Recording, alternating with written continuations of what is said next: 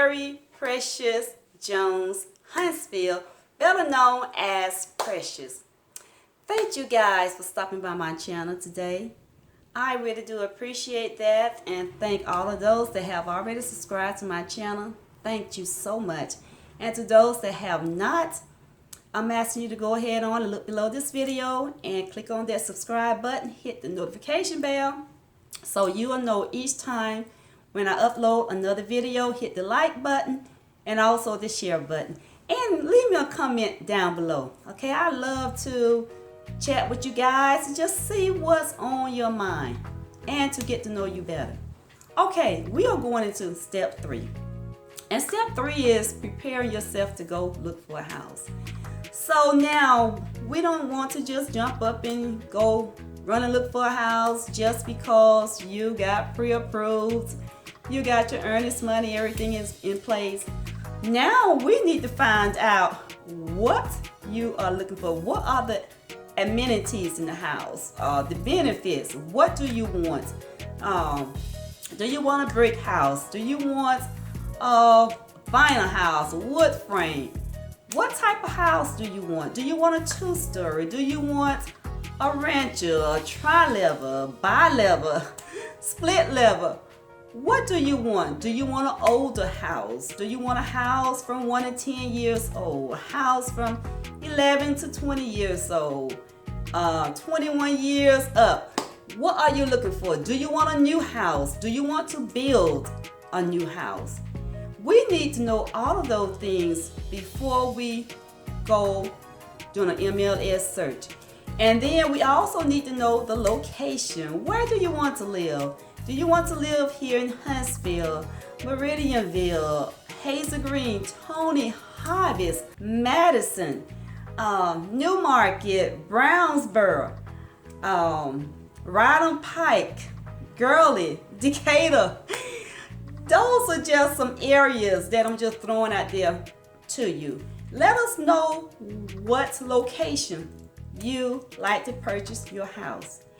And we also need to know, how many bedrooms do you want? Do you want 2, 4, 5, whatever? How many baths do you want? Do you want all full bath? Maybe 2 full and a half or a quarter, something like that. Do you want a garage? Do you want a fence around your house?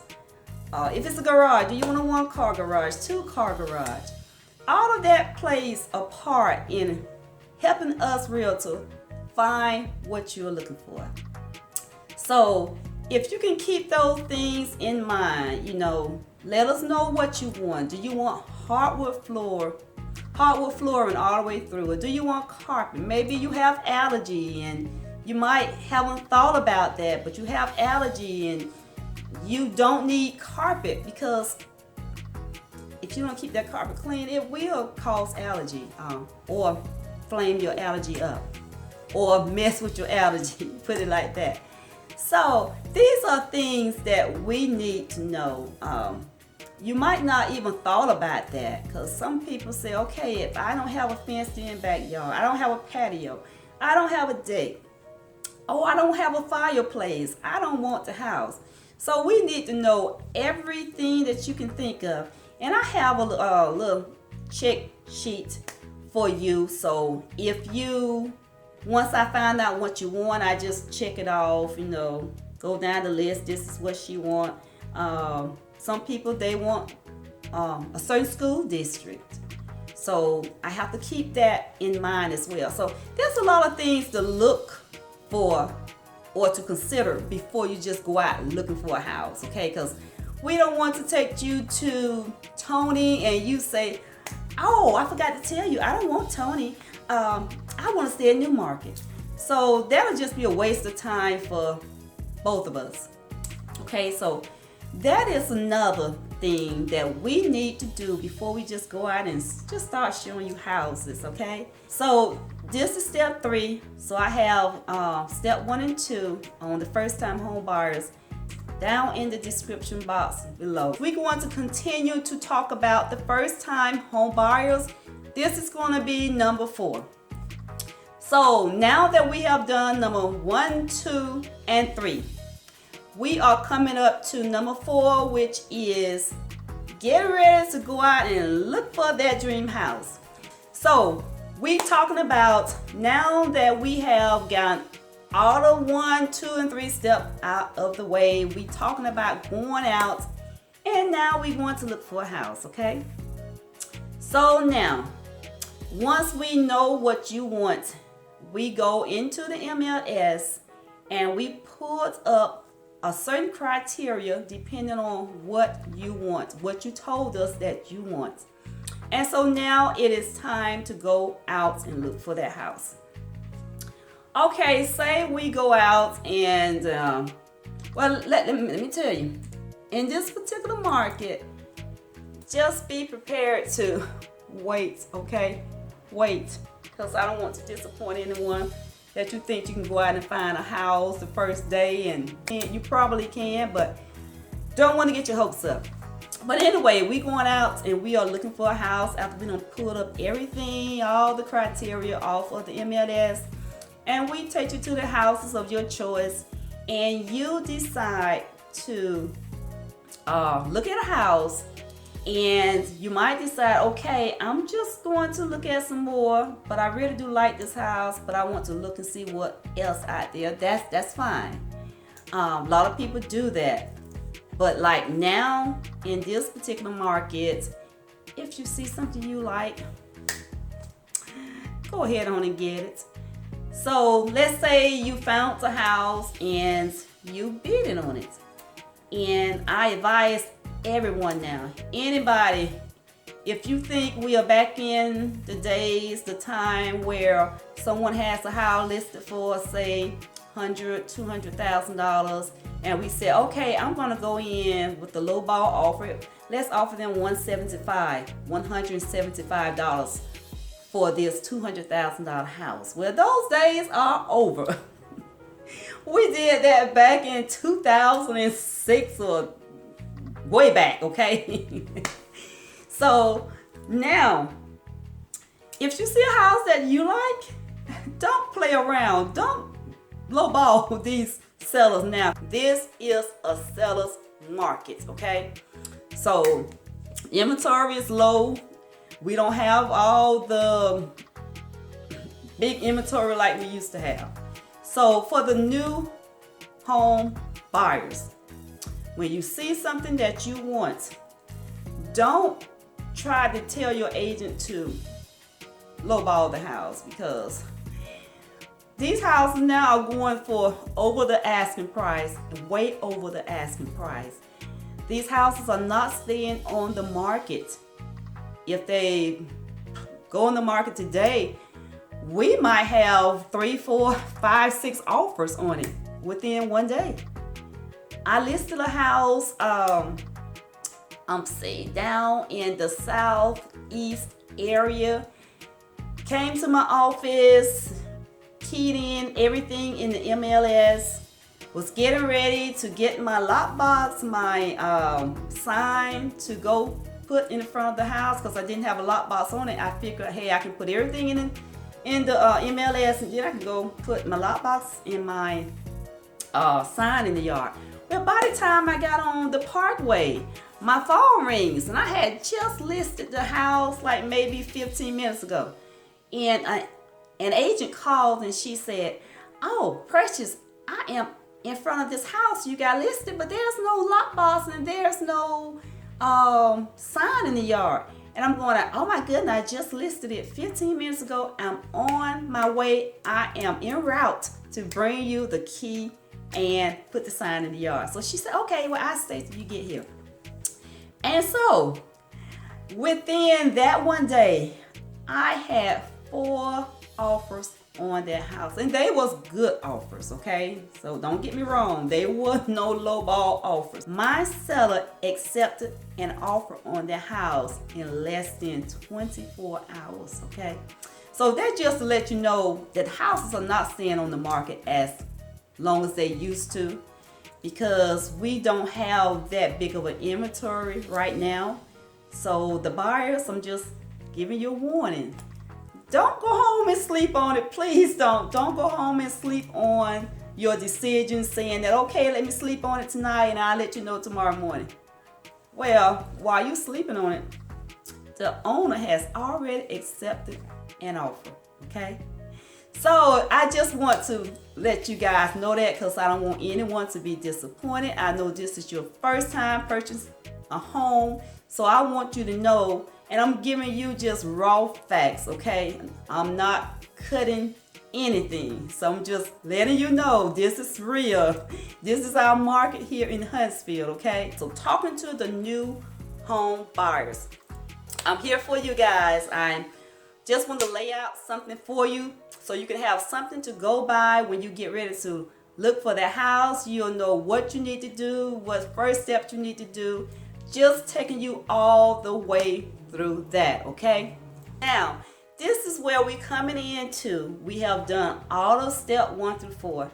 And now it is contract time.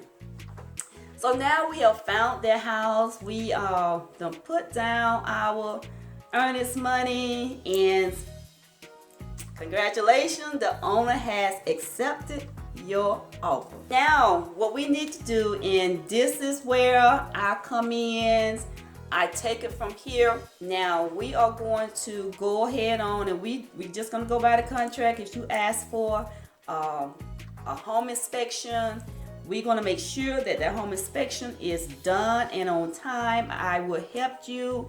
You have your home inspection person in mind. I can give you a list of some that I used and they was good, but I don't just give you 1 or 2 or 3 home inspections.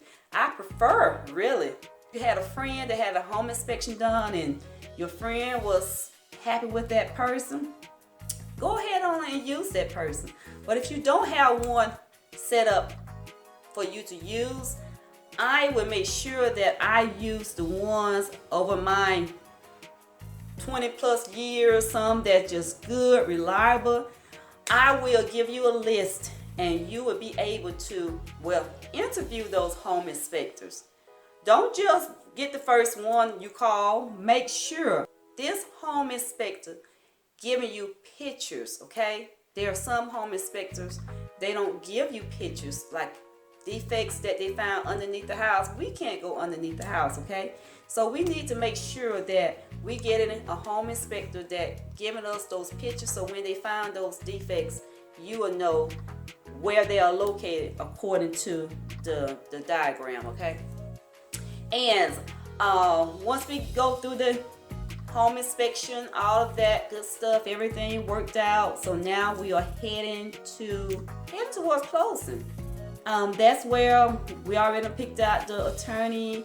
The attorney already got started on the title work, or probably done with the title work. It just depended on how long it takes the title work to come in. Sometimes it doesn't take that long if they don't have any issues that they need to clear. And so then we're working with the attorney. We also working with the lender. Or if you're paying cash, we don't have to worry about working with the lender. But say like if you are not paying cash, then we are working with the lender, because they having to do their part. They got to get the package over to the attorney. So everybody has to cooperate. And even during that time, the appraiser has to come in. The appraiser is different from your home inspector. The appraiser is someone that your lender is going to send out to appraise that house, to make sure this house is appraising for what the contract price says. So if your contract price says, okay, we got this $200,000 house, you asking for this loan, so the lender, the bank, wants to make sure that this house is worth that amount before they give you that money, or before they release that money to you, okay? Or release that money to the attorney, because they're not going to directly release it to you at that time, okay? I just want to make that clear.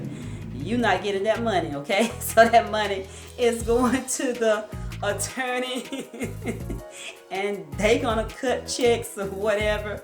Back to the appraiser. So once that house is appraised, and you don't have to worry about any of this, because I'm gonna make sure that all of this stuff is just falling in place easily. You'll know the date that the appraiser is coming out. Now, to be honest, I don't like, and I won't go out there with the appraiser. I don't want that to be a liability on me, so I don't go out to the house with the appraiser, okay? The appraiser have their own key they can get in the house. So, but I mean, that don't stop you from going out there, but I just don't do it because of the liability that I'm holding myself responsible for. No, I don't do that. Some other agents, they might do it, but I don't, okay? Okay, so once that appraiser comes in, everything is fine. That appraiser saying, okay, this house is worth the $200,000. The appraiser goes to the lender. You can always get a copy of that appraiser. It's yours. You pay for it. You have to pay for that appraiser before closing. So your lender will tell you how much money you need to bring in for the appraisal. All of that has to be done because the appraiser don't have anything to do with you closing or not. Same as the home inspector. They don't have anything to do with you closing or not, okay? So they want their money when they get the job done. Your inspector probably, depending on who it is, some of them say, you can pay me on the day of the inspection. It just, however, the inspector and you work that out. Okay. Now we are going to, everything is flowing, the appraisal, the inspection, everything went fine. A closing date has been set. Before closing, we're going to make sure that you go ahead on, you get your insurance. You got to have that a year paid up insurance for the entire year. You can either pay that to your insurance company, or you can have them to send the bill to closing, to your attorney, and they will collect all of that money at closing. Trying to make sure that I am thinking of everything to tell you, but anyway, I will be calling you from time to time, letting you know where we are in the process, the closing date, closing settlement, closing statement, HUD, whatever you want to call it. But this shows you all of the figures on it, and that will give you how much your payment is per month, what you need to bring to closing, all of that good stuff. This is not like your lender when you first go there. They give you sort of like something similar to that, but it's just an estimate. But when you get ready to close, it's the real deal. It's down to the penny. Okay, so I'm going to go ahead and close this out, and just stay tuned for the next video, and I'll be adding on to it, maybe going back talking about some of the subjects that I already have gone over. But if you have any comment, just comment down below, and whatever questions that you need to ask, I'm here for you. And if you just want to, if you don't want to say anything, but hey, I made it, that'll let me know that you made it through this entire video, and I know that this is something that you want me to continue on with. This is helping you. Just let me know, because if I can just help one person, I feel so much better. So just comment down below, and you need my help, you need a realtor, I'm here to help you. I have my information in the description box. I won't communicate with you, say like on YouTube, but if you need my help, just comment in the comment box and just let me know, or text me, whatever means it takes to get to me. Just let me know, and I'm here to help you. And I won't communicate back and forth with you in the comment box, because I don't want nobody to know your business. This is your business, and everybody do not need to know your business. So at this time, I'm going to sign off, and thank you for watching. I will see you in my next video. I will see you in the future, and the future looks good on you. Bye-bye.